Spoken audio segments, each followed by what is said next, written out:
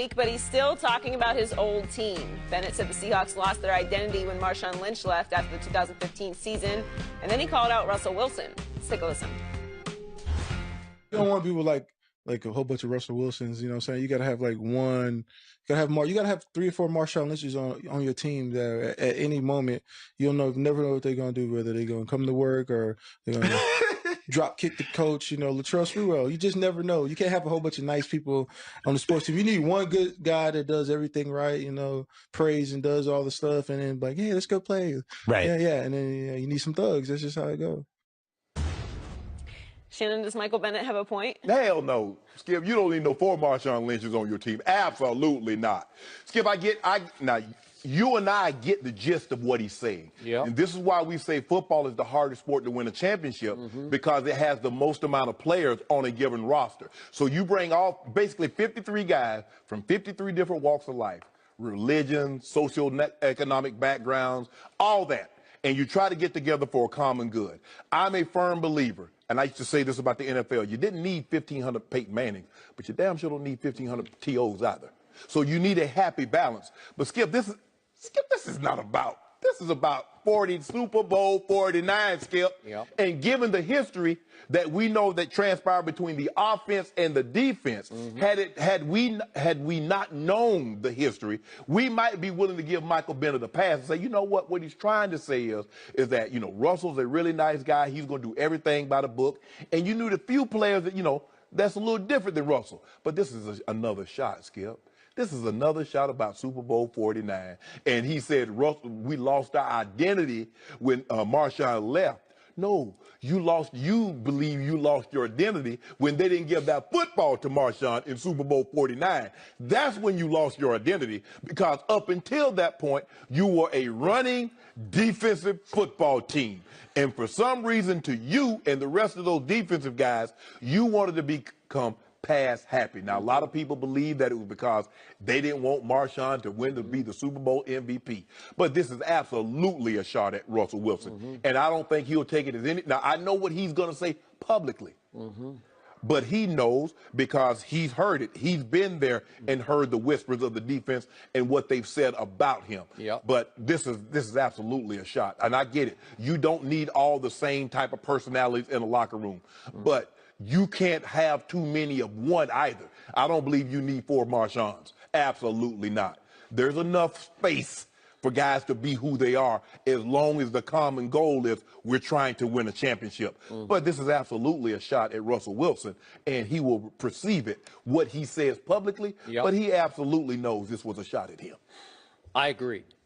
So, I've been covering this league for a long time, and most of the championship teams I have covered or been around or known about had an edge to them. They had a backbone that was built on hellraisers and borderline lawbreakers or borderline outlaws, whatever you want to say, that edgy kind of player. Even the Legion of Boom, not that they were breaking any laws, but they had a lot of edge to them. And it ran counter to the guy at quarterback. Correct. The guy at quarterback was Christian, and he wore it on his sleeve.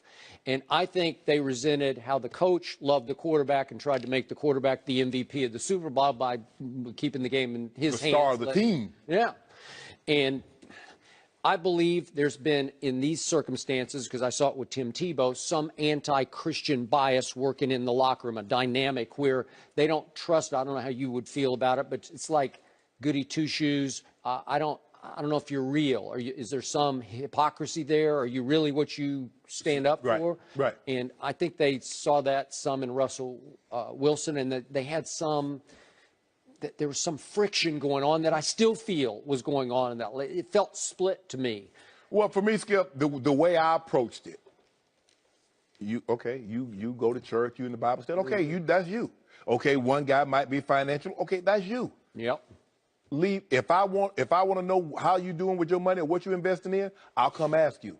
If I want to go find a church to do something like that, I'll come ask you. But don't you bring that to me. Because I had a guy say, hey, Sharp, you coming to Bible study? I said, yeah, I'm going to be in the strip club. Bring it to me. See, that was the end of that. Had no more conversations about this. See what I'm doing, Joy? See, I didn't ask you. I know what a church is. I know what a Bible is. So I don't need you to try to bring me anything. Yep. So I left it like that. But Michael Bennett, look, maybe on the defensive side, you can get away with a little more Rough Riders. Yeah. You know, because you look at the Oakland Raiders, you look at our Ravens defense, you look at their defense. 85 Bears. Look at them. Exactly. Yep. And the thing is with the 85 Bears is that kind of Jim McMahon embodied their personality. He did. Well, on this situation, did Russell Wilson is the absolute polar opposite Yep. of what they do defensively. And like I said, Skip, there's no question in my mind, had they won Super Bowl 49, I do not believe they would have started dismantling this team. But they're getting these strong personalities They are. out of that locker room. Yep. So the Cowboy teams I covered from Tom Landry through Jimmy Johnson and Barry Switzer, they would lead the league in making negative off-field news as much as positive on-field news. All those teams, they had their share, more than their share, of hellraisers and lawbreakers.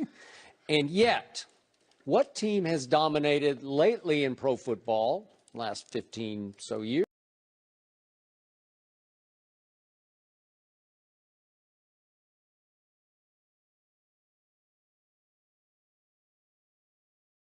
Or Albert Haynesworth or Chad Ochocinco, because you know your locker room